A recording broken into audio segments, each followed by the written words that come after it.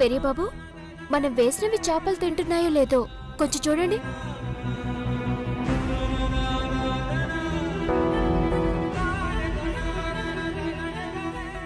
తింటున్నాయా పెరియ బాబు? తింటున్నట్టే ఉన్నాయి.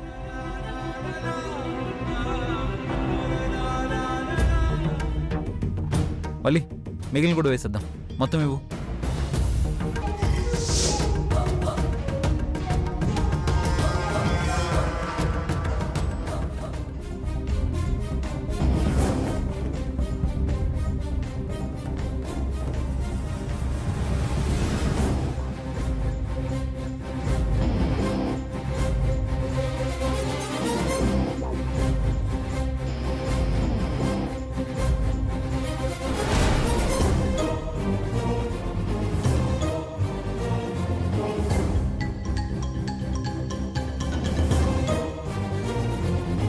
భరణి, పద పద.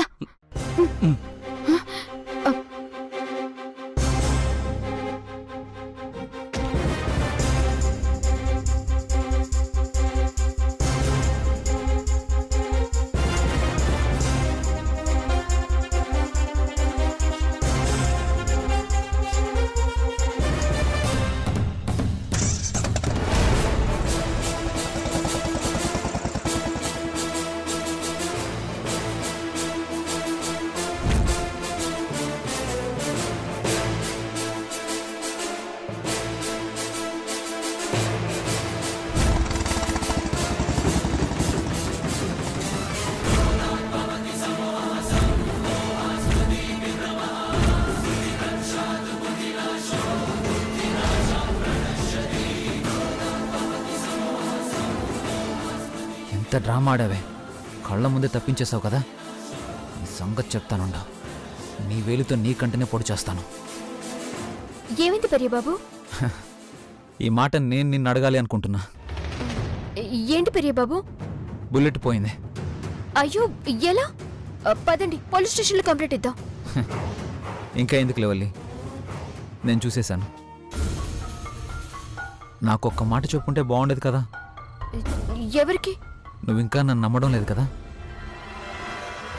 ఎందుకు నమ్మాలి? కరెక్టే, ఎందుకు నమ్మాలి?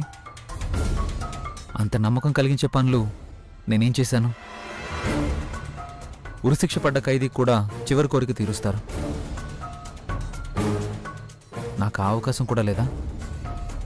చెల్లిని వదిలి నేనెప్పుడు ఇన్ని రోజులు లేను. ఇక్కడున్నారని చెప్పుంటే కనీసం దూరం నుంచి అయినా చూసేవాడిని కదా. మీరు చూస్తారో తీసుకెళ్ళిపోతారో నాకేం తెలుసు. అంతేలే, నీ భయం నీకుంటుంది. తప్పులేదు, నువ్వు మీ అన్నయ్యని చూసావు. నేను మా చెల్లెని చూసుంటే నా మనసు సంతోషంగా ఉండుండేది. ఏం చేస్తాం, నేను చేసిన పనుల వల్ల నాకు అదృష్టం లేకుండా పోయింది. దీనికి ఎవరిని తప్పు పట్టలేం. నేను చేసిన దానికి నాకు మాత్రం శిక్ష పడాలి.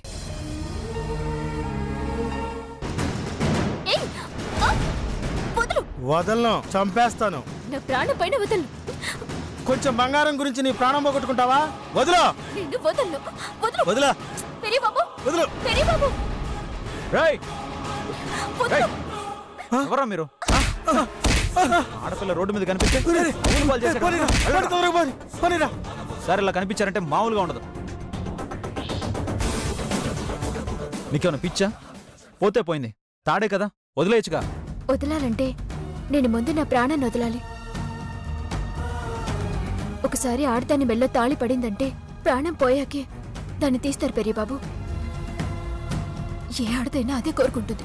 ఏంటి కొత్తగా మాట్లాడుతున్నావు? నీ పార్టీ చేయించిన వ్రత ప్రభావం నీతో ఇలా మాట్లాడిస్తుంది. త్రిపుర వచ్చే వరకే, తర్వాత నువ్వెవరో నేనెవరో. అనవసరమైన ఆలోచనలు మనసులో పెట్టుకోకు. వ్రతం జరిగినంత సులువుగా అది జరగదు, జరగదు. చూసింది చేసింది చాలు, పద.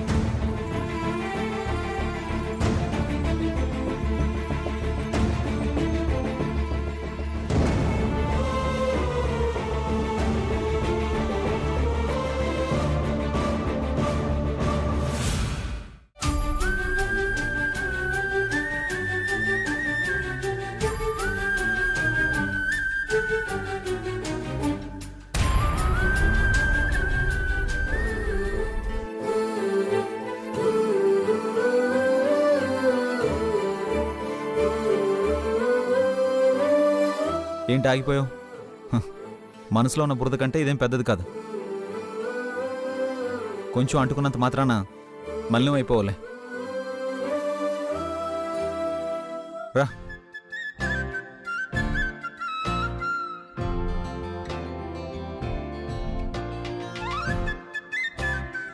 చూసావా వల్లి, ఎవరో రాళ్ళేశారు. తప్పించుకున్నావు. నీకు మమ్మల్ని ముంచే ఆలోచన ఉన్నా నాతో వస్తే నీకు మంచి జరుగుతుంది. ఎప్పటికి మారుతావో ఏంటో. సర్లే రా.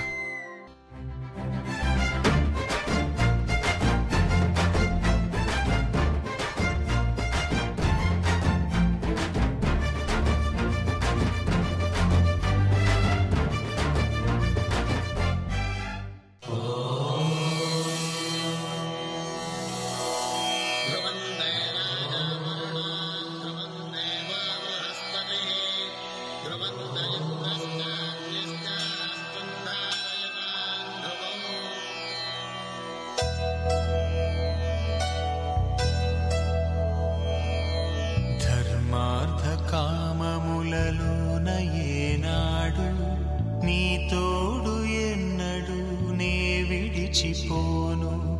ఈ వాస చేసి కనిండు నూరేళ్ళు నీ నీడనై నిలిచి కాపాడుతాను. నీ నీడనై నిలిచి కాపాడుతాను.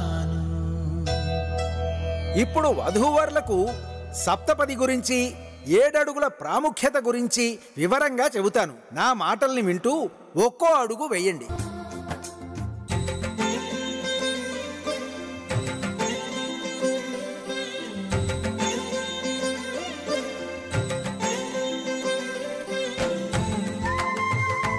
మొదటి అడుగు సమన్వయంతో శక్తిని పుంజుకుంటూ ఉండాలని సూచిస్తూ ఉంటుందన్నమాట.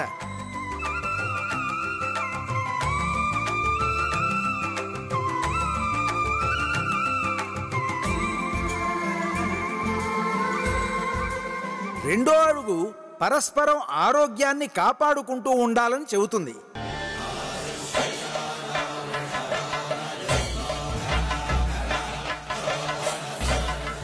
సంపదను సంరక్షించుకుంటూ ఉండాలని చెప్పేదే మూడో అడుగు.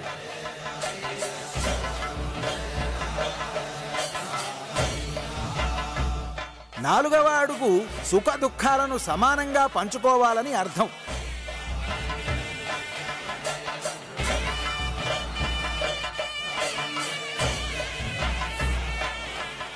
ఐదవ అడుగు సంతాన సంరక్షణ చూసుకోవాలని వివరిస్తుంది.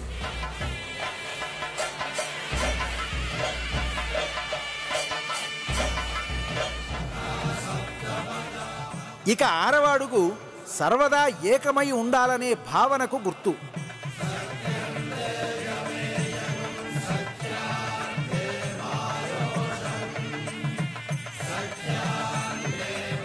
ఇక చివరగా 7వ అడుగు ఆజన్మాంతం స్నేహబంధాన్ని వీడకుండా కలిసిమెలిసి ఉంటామని ఈ అడుగులోని అర్థం. పాటి తాత. అమ్మ వల్లి, వల్లి